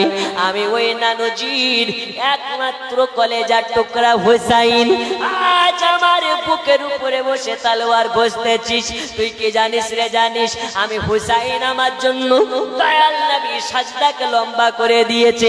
আমি রাসূলুল্লাহর বাবরি চুল ধরেছি, নবী আমার ঘোড়া হয়ে গেছে, আর আমি হুসাইন ঘাট থেকে পড়ে যাব বলে সাজদাকে লম্বা করে দিয়েছে। আজ ওই হুসাইনের বুকের উপরে বসে তলোয়ার চালাতে যাচ্ছিস, তোর কি মায়া হয় না? তবে সীমার শুনে নে, আমাকে যতই কাটার চেষ্টা কর না কেন, আমাকে যতই তলোয়ার দিয়ে মারার চেষ্টা কর না কেন, আমার কাটতে পারবে না, গলা কাটতে পারবে না। আমি হুসাইন আমার কোন জায়গাটা কেটে যাবে, আমার কোন জায়গাটা কাটবে আমি তোমাকে বলে দিতে পারি। তবে তার আগে যদি আমাকে 2 রাকাত নামাজ আদা করতে দেওয়া হয়। ইমাম হুসাইনে পাক কারবালাতে শহীদ হয়ে যাওয়ার সময়তে ও নামাজ ছাড়ে না, আর আমরা হুসাইনের দিওয়ানা বলে নামাজ পড়ি না। আহা, নামাজকে বলো না কাজ আছে, কাজকে বলো আমার নামাজ আছে। নামাজকে বলো না কাজ আছে, কাজকে বলো আমার নামাজ আছে। নামাজকে কাজের বাগানা দিও না, নামাজ তোমাকে জাহান্নাম থেকে বাঁচাবে। নামাজের জন্য কাজ বন্ধ করে দাও, কাজের জন্য নামাজ বন্ধ করিও না। এ নামাজ যারা পড়বে নবীর ছায়ার তলায় আশ্রয় পাবে। এ বাবা সোনা মানিকেরা, দয়াল নবী সাল্লাল্লাহু আলাইহি ওয়াসাল্লামের ঘটনা বলতেছিলাম। আল্লাহর নবী সাল্লাল্লাহু আলাইহি ওয়াসাল্লাম হালিমাতুস সাদিয়ার বাড়িতে আছে। হালিমাতুস সাদিয়া বর্ণনা করতেছেন, আমার দুধ বেটা মুহাম্মদ আমার বাড়িতে আছে। আমি কালেমা দেখেছি, আমার একটা বাচ্চা আছে, দুধের বাচ্চা। নবী পাক সাল্লাল্লাহু আলাইহি ওয়াসাল্লামের থেকে মাত্র 6 মাসের ছোট। ওই 6 মাসের বাচ্চাটা আর আমার দুধ বেটা মুহাম্মদ এক জায়গাতে খেলাধুলা করে, কিন্তু আমার বাচ্চা মাটি নিয়ে খেলে, আমার বাচ্চা ধুলাবালি নিয়ে খেলে। কিন্তু আমিনার বেটা, আমার দুধ বেটা কোনদিন মাটি নিয়ে খেলাধুলা করে না, ধুলাবালি নিয়ে খেলাধুলা করে না। কেন কেন কেন? এই কারণে আমি কালেমা দেখেছি, আমার দুধ বেটা মুহাম্মাদের খেলনা দুনিয়ার পুতুল নয়, দুনিয়ার কাদামাটি নয়। আমার বাচ্চা মুহাম্মাদের খেলনা আকাশের চন্দ্র তারা। আমার দুধ বেটা মুহাম্মদ শুয়ে শুয়ে আকাশের চাঁদ তারা নিয়ে খেলাধুলা করে। হালিমাতুস সাদিয়া বর্ণনা করতেছেন, আমি দেখেছি আমার দুধ বেটা মুহাম্মদ হেঁটে হেঁটে যায়, পায়ের তলায় রেখা পড়ে না। আমি লক্ষ্য করে দেখেছি আমার দুধ বেটা মুহাম্মদ রাস্তা দিয়ে হেঁটে হেঁটে যায়, কিন্তু নবী পাকের ছায়া পড়ে না, ছায়া পড়ে না। এই জায়গা থেকে হালিমা বুঝে গেছে এই বাচ্চাটা কোনো সাধারণ বাচ্চা নয়, এই বাচ্চাটা মহা বাচ্চা, এই বাচ্চাটা মহামানব। আল্লাহ তাআলার হয়তো পয়গম্বর, আল্লাহ পাকের নবী, আল্লাহর পয়গম্বর ছাড়া এইগুলো সম্ভব করে নয়। হালিমাতুস সাদিয়া বর্ণনা করতে আছেন, আমি দেখেছি আমার বাচ্চা মুহাম্মদ, তাকে আমি ডান দিকের স্তনে দুগ্ধ পান করি, যখন আমি বাম দিকের স্তনে মুখ লাগানোর চেষ্টা করাতাম, হালিমাতুস সাদিয়া বলে আমি কোনদিন আমি মুহাম্মদকে ডান দিকের স্তন ছাড়া বাম দিকের স্তনে দুগ্ধতে মুখ লাগাতে পারি নাই। কেন কেন কেন? তুমি আমার বলে হালিমা গালেমা গালেমা, তোমার তো আর একটা বাচ্চা আছে, সেও দুধের বাচ্চা, সে দুগ্ধ পান করে। আজ যদি আমি ডান দিকের দুগ্ধ খাই, তার সাথে বাম দিকের দুগ্ধ পান করে নি, আমার দুধের ভাই দুধ পাবে না, পাবে না, পাবে না, পাবে না। আমি নবী কারো হক মারতে আসে নাই, আমি নবী যাদের হক মারা গেছে তাদের হক পাইয়ে দিতে এসেছি। আমি মানবতা শেখাতে এসেছি, মানবতা হরণ করার জন্য আছে নাই। আমি তোমার বাম দিকের স্তনে মুখ লাগাবো না, বাম দিকের স্তনে দুধ খাবে আমার দুধ ভাই। আমি হালেমা তোমার কাছে এসেছি, কিন্তু হক মারতে আসে নাই। এ বাবা সোনা মানিকেরা, বর্তমান সময়ে ভাই ভাইয়ের হক মেরে দেয়, বাপ হজে যাবে, বেটাদেরকে বেটিদেরকে ডাকে, বেটাদেরকে জায়গা দিয়ে দেয়, বেটিকে বলে বেটে মাফ করে দে, তোর ভাইকে দিয়ে দে। যারা বেটির হক মারে ওই বাপের হজ হবে না, হবে না, হবে না। একবার কেন, একবার কেন, যদি 1000 বার হজে যায় ওর হজের দাম নাই। যে বাপ নিজের বেটির হক মারে, শরীয়তের বিধান অনুযায়ী বেটি যতটুকু হকের হকদার হবে ততটুকু হক তাকে দিয়ে দিতে হবে। বুঝা গেছে? এই এরকম আছে না অনেকে বাপ বিটিকে ডাকে, তারপরে বলে বিটি তোর স্বামীর তো অভাব নাই, তোর একটা মাত্র ভাই, তোর একটু দিয়ে দে, তোকে 10,000 টাকা দিয়ে দে, মাফ করে দে। বিটির মন বড় মন, বলছে বাপ ঠিক আছে যাও দিয়ে দিলাম। বিটি যদি ওকে মাপ না করে, মনে যদি গুছ না রাখে, ও হাজি সাহেব তোমার হজ করে লাভ নাই। তুমি কালো কাবা ধরে যতই কানো, কালো কাবার গেলাফ ধরে যতই টানা টানি করো, তোমার হজের লাভ না। হক মারা বন্ধ করো, যার যতটুকু প্রাপ্য তাকে ততটুকু দিন। আব্বাজি আমার শেষ মেসেজ আপনাকে দিতে চাই, আমার টাইম শেষের দিকে হয়ে এসেছে।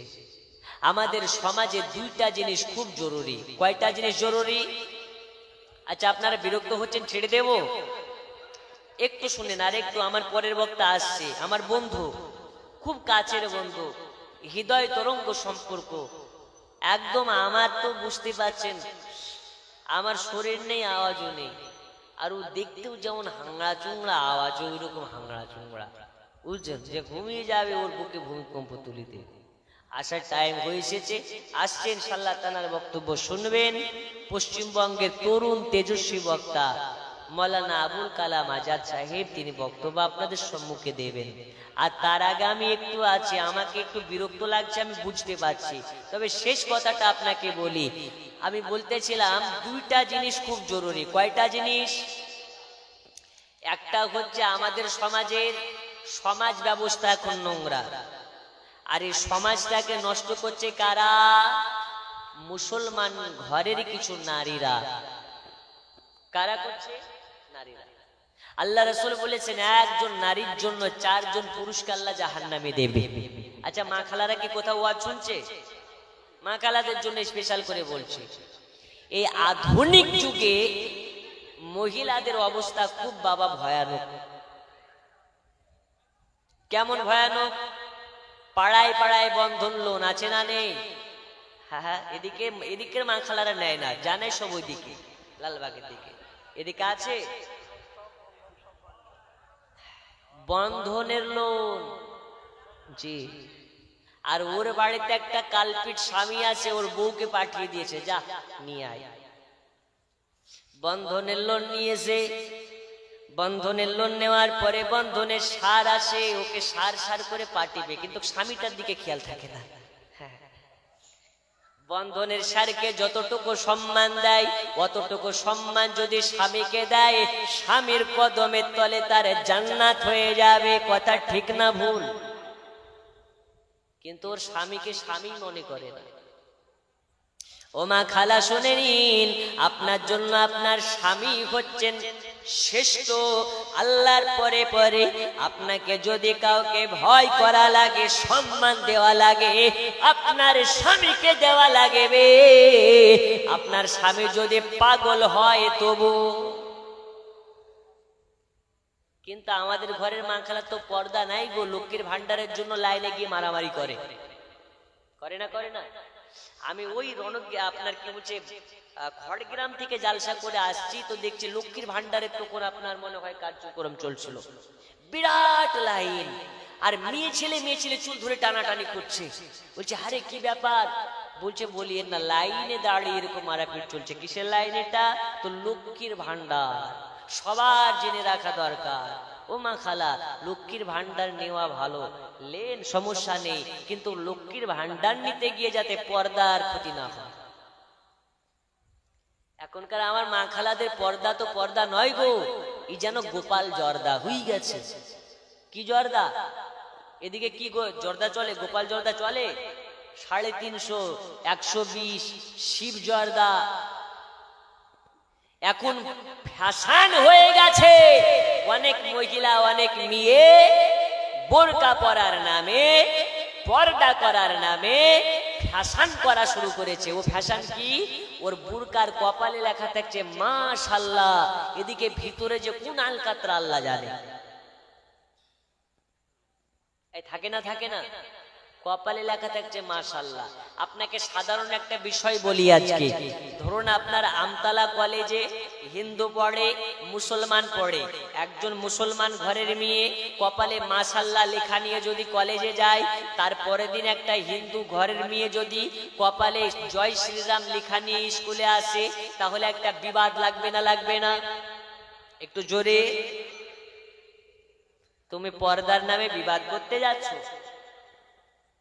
এদেরকে কঠোর ভাবে সাইজ করা উচিত। যারা বোরকার উপরে মাশাআল্লাহ আলহামদুলিল্লাহ লেখা নিয়ে ঘুরে, এই পর্দাগুলোকে বয়কট করা উচিত।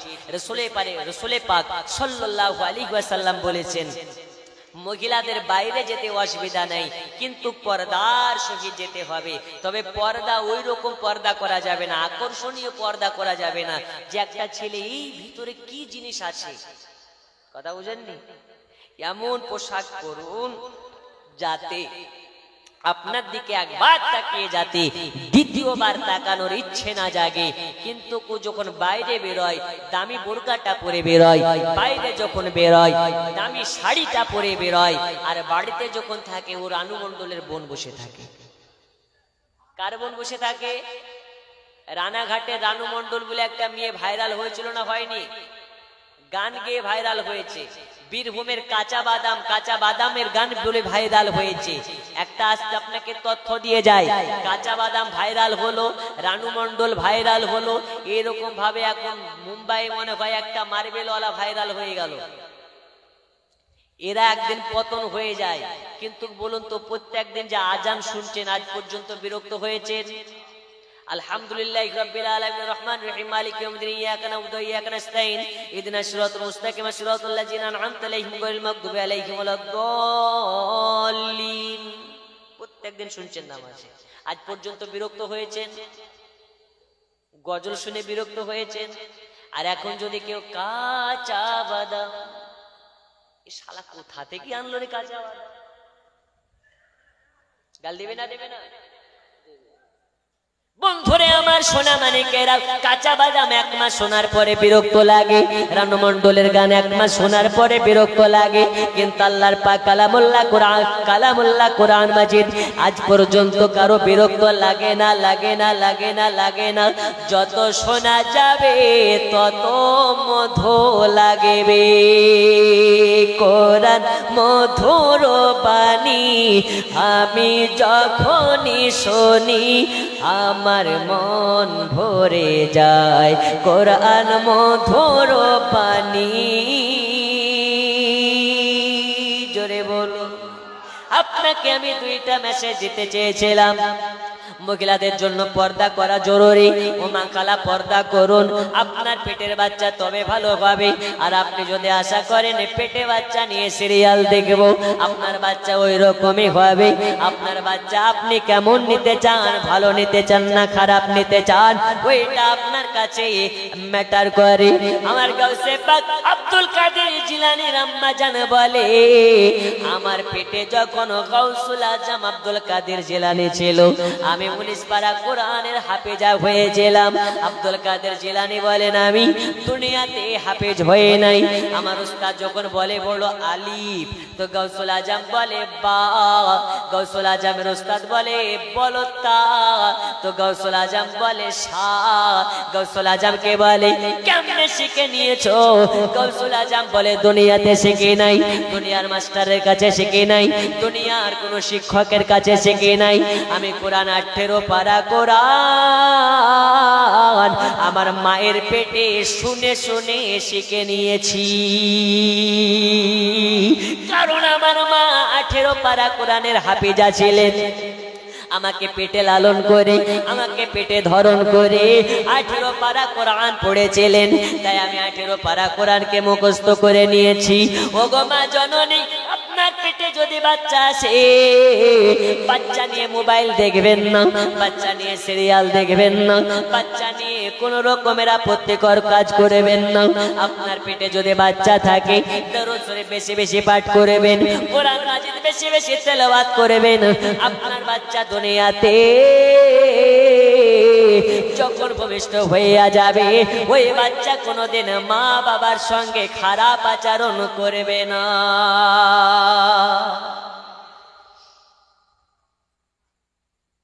প্রত্যেকটা ছেলে নিজের বাপ মাকে দেখবে, একটা জিনিস বন্ধ করে দেন। সেটা কি? প্রত্যেকটা বিয়েতে পণ নেওয়া বন্ধ করে দিন। কি বন্ধ করতে হবে? একটু জোরে কি নেওয়া বন্ধ করতে হবে? পণ।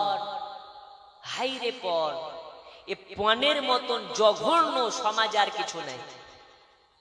আর বর্তমান সময় যারা পণ নেয়, এরা হচ্ছে আধুনিক যুগের নিকৃষ্ট ভিখারি। আপনার মেয়ে আছে, যদি কেউ এসে বলে পণ দিতে হবে 5 লাখ টাকা, ওকে শরবতের বদল, চায়ের বদল ওকে জুতার বাড়ি মেরে তাড়ান। কিসের বাড়ি মেরে? জুতার বাড়ি। আচ্ছা, কথায় কি রাগ হচ্ছে নাকি? যেটা হারাম সেটা হারাম। পণ নেওয়া যেমন হারাম, পণ দেওয়াও তেমন। জোরে বলুন। সুদ খাওয়া যেমন হারাম, সুদ দেওয়াও হারাম। তাই সমাজে যদি ভালো সমাজ গড়তে চান, সমাজে সর্বপ্রথম পণ নেওয়া বন্ধ করতে হবে। হে বাবা চোদ, হে বাবা সোনামানিকেরা আমার, আর বেশি নয়, মাত্র 5 মিনিট আপনাদেরকে বলবো। বক্তা আসার সময় হয়ে গেছে, এর জন্য আমি ওয়াজকে লম্বা করতে চাচ্ছি না। এই পৃথিবীতে ভালো সমাজ ব্যবস্থা করতে হলে আপনাকে পণ নেওয়া বন্ধ করতে হবে। 2 নাম্বারটা হচ্ছে আপনার শিক্ষায় শিক্ষিত হতে হবে। এক বেলা খাবার খান, আর এক বেলা দরকার হয় উপোস থাকেন।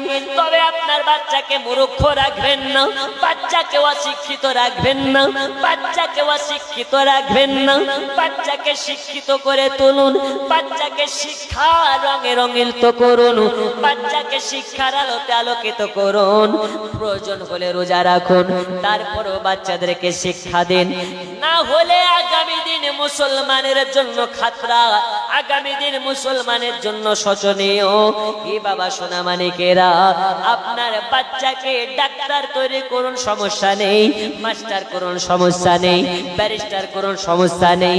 ডাক্তার করার আগে, ব্যারিস্টার করার আগে, মাস্টার করার আগে কমপক্ষে কোরআনের জ্ঞানটা দিন।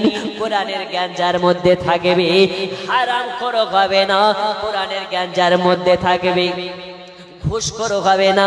কোরআনের জ্ঞান যার মধ্যে থাকবে, মা বাবাকে ভাত দেব না এ কথা বলবে না। তাই বাবা বলি, কোরআনের শিক্ষা ছেলেদেরকে দিতে হবে, কোরআনের শিক্ষা মেয়েদেরকে দিতে হবে। কোরআন একটা এমন কিতাব, যে কিতাবে মানবতা শেখায়। কোরআন একটা এমন কিতাব, যে কিতাবে আমাদেরকে ন্যায় পরায়ণ শেখায়। আল্লাহ তাআলা আমাদের সকলকে সঠিক বুঝবার তৌফিক দিন।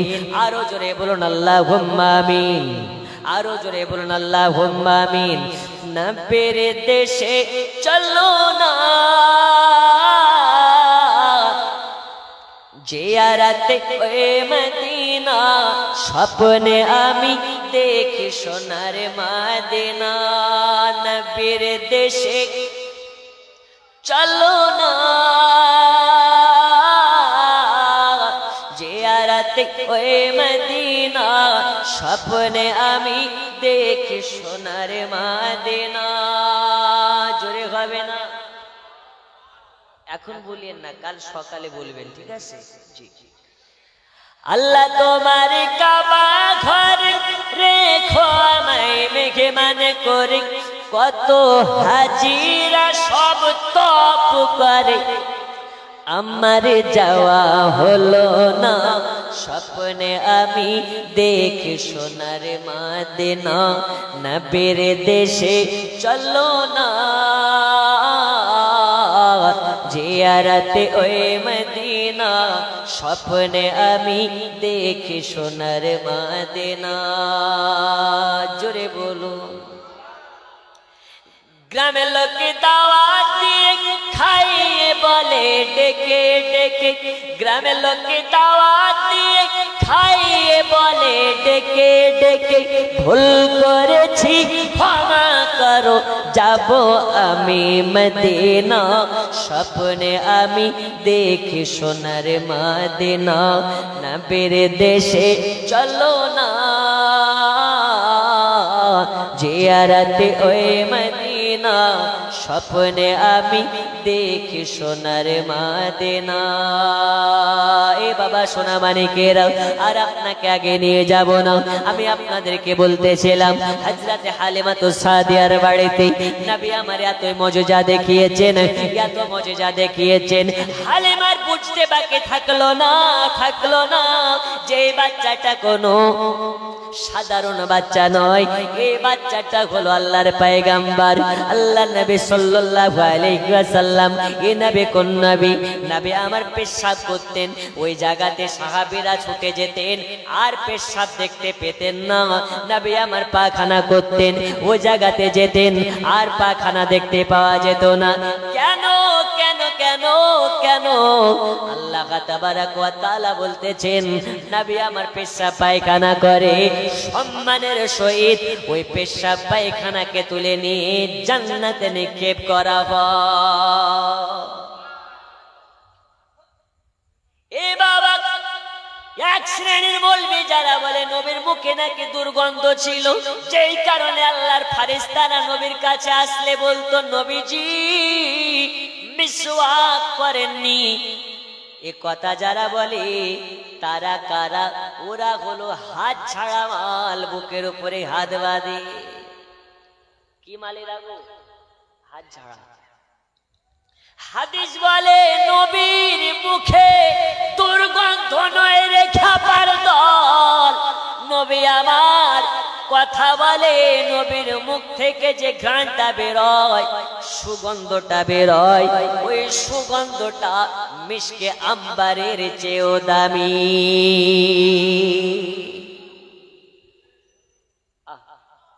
নবীর মুখের সুগন্ধ মিশকে আম্বারের চেয়েও দামি জোরে বলুন আর একটু জোরে হবে না ওই নবী কোন নবী নবী আমার হেঁটে হেঁটে যায় রাস্তা দিয়ে তো নবীর সুগন্ধতে বোঝা যায় যে এই রাস্তা দিয়ে নবী গেছে এই নবী যখন আরশে আজিমে গিয়েছিলেন নবী আমার জুতাটাকে খুলে যাচ্ছেন আমার আল্লাহ বলছেন হাবিব গো জুতা খোলার প্রয়োজন নাই জুতা পরে চলে আসুন আপনার জুতা আমার আরশে আজিমের থেকে মূল্যবান জোরে বলুন কিন্তু রাসূল করিম সাল্লাল্লাহু আলাইহি ওয়াসাল্লাম বলছেন আমি জুতা খুলবো না তো বলছে না জুতা খুলে আসুন মুসা কালিমুল্লাহ যখন জুতাটাকে পরে যাচ্ছিলেন আল্লাহ পাক বলছেন মুসা জুতা খুলবে না কেন তুমি কালিম हो और मेरा दोस्त হাবিব है জোরে বলো কালিমুল্লাহ আর হাবিবুল্লাহর মধ্যে পার্থক্য এটা হে বাবা আমার সোনা মানিক দয়াল নবী সাল্লাল্লাহু আলাইহি ওয়াসাল্লাম হালিমার বাড়িতে বাচ্চা ছেলে আছেন নাবির দুধ ভাইরা সবাই বকরি চড়াতে যায় মরুভূমির মাঠে। আর নাবি আমার বাড়িতে একা একা বোর হয়। হালিমাতু সাদিয়াকে বলে, আম্মুজি আমি একা থাকবো না, আমিও দুধ ভাইদের সঙ্গে যাব ভেড়া নিয়ে, ছাগল নিয়ে, নইলে সমাজের মানুষ বলবে নবী আমার বসে বসে খেয়েছে, নবী আমার দুধ ভাইদেরকে কাজ করিয়েছে। যিনারা এখনো খাবার খাননি লঙ্গরে গিয়ে খাবার খেয়ে আসুন। কিন্তু নবী আমার মানবতা শেখানোর জন্য এসেছে, যেই কারণে দয়াল নবী আমার হালিমাতু সাদিয়াকে বলে, মা জননী আমাকে আমার ভাইদের সঙ্গে যাওয়ার পারমিশন দিন। হালিমাতু সাদিয়া বলে, এই বেটা মুহাম্মদ তোমাকে আমি যেতে দিতে পারবো না, তোমার চেহারার কাছে আকাশের চাঁদ হার মানবে, আর তোমাকে যদি রৌদ্রতে ছেড়ে দেওয়া যায় তাহলে তোমার চেহারাটা রৌদ্রতে পড়ে যাবে। হালিমা জানে না এই চেহারাকে রৌদ্রতে পোড়াতে পারে না।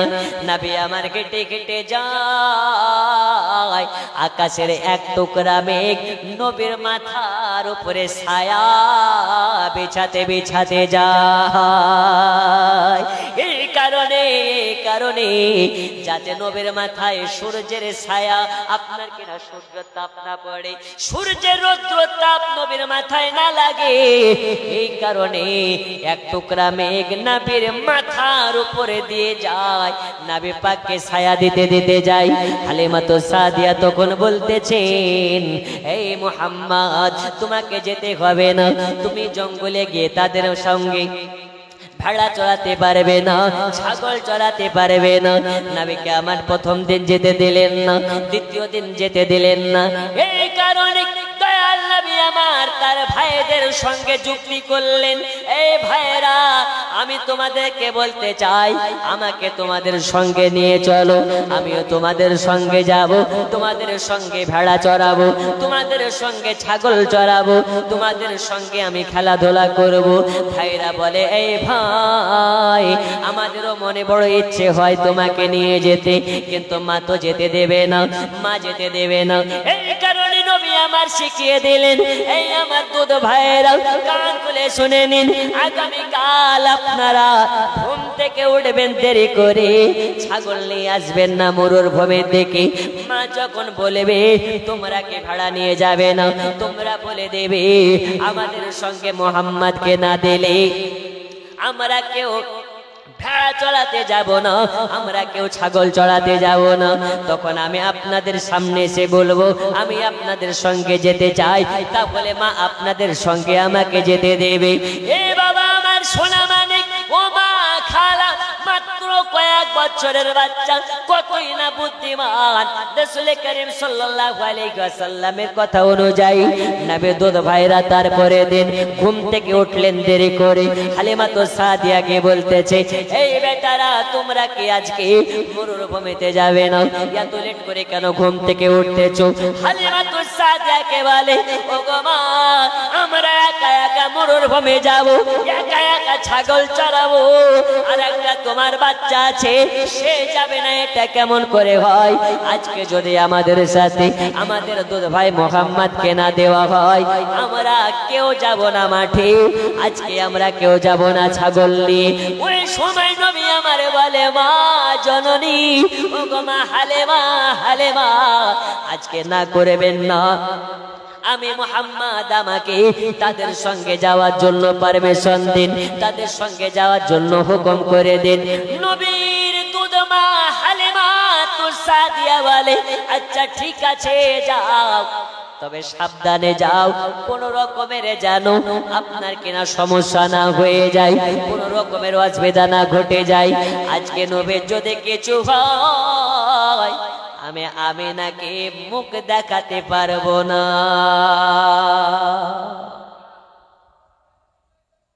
হালিমাকে মুখ দেখাতে পারবো না। হালিমা বলতেছেন আমিনাকে মুখ দেখাতে পারবো না। আব্দুল মুতাল্লিবকে মুখ দেখাতে পারবো না, তাই সাবধানে যাবে। নবীর সঙ্গে যেন কোনো রকমের কিছু না ঘটে যায়। নবীর সঙ্গে কারো তুলনা করা যাবে না, নবীর সঙ্গে কারো তুলনা করা যাবে না। নবীকে নিয়ে গেলেন, যেতে যেতে দেখতে পাই নবী আমার ঘেটে ঘেটে যায়।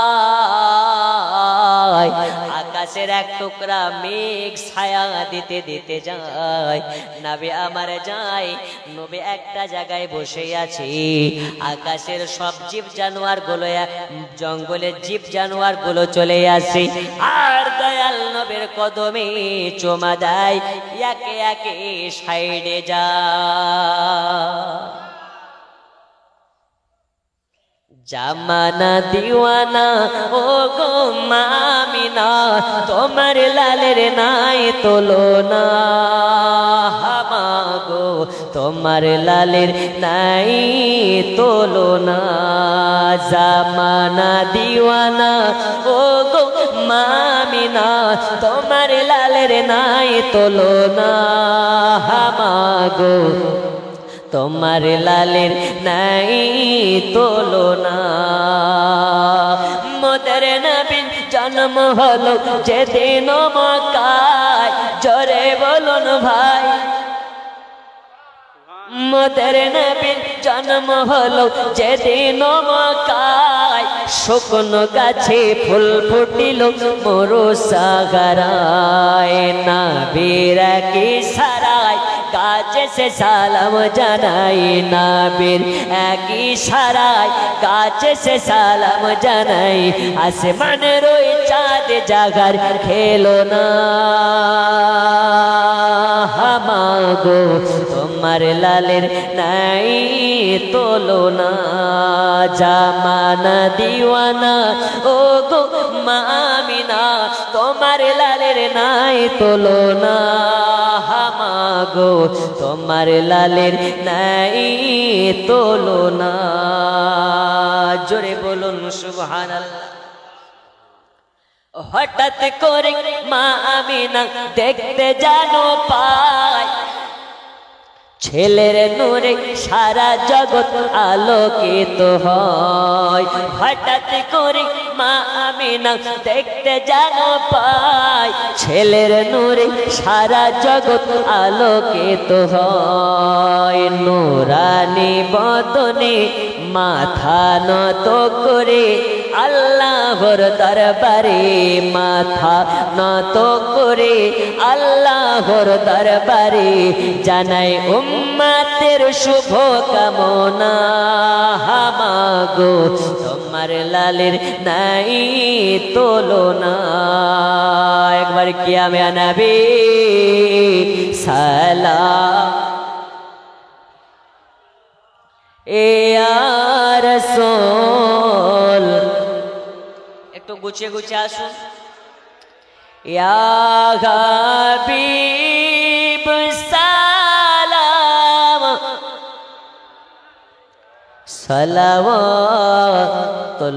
সালাওয়াতুল্লাহ। যারা পেছন দিকে আছেন একটু সামনের দিকে চলে আসুন, মাজমাটা আরো সুন্দর দেখাবে। আসুন। আজানে শোনে আপনার নাম, কলেমায় পড়ে আপনার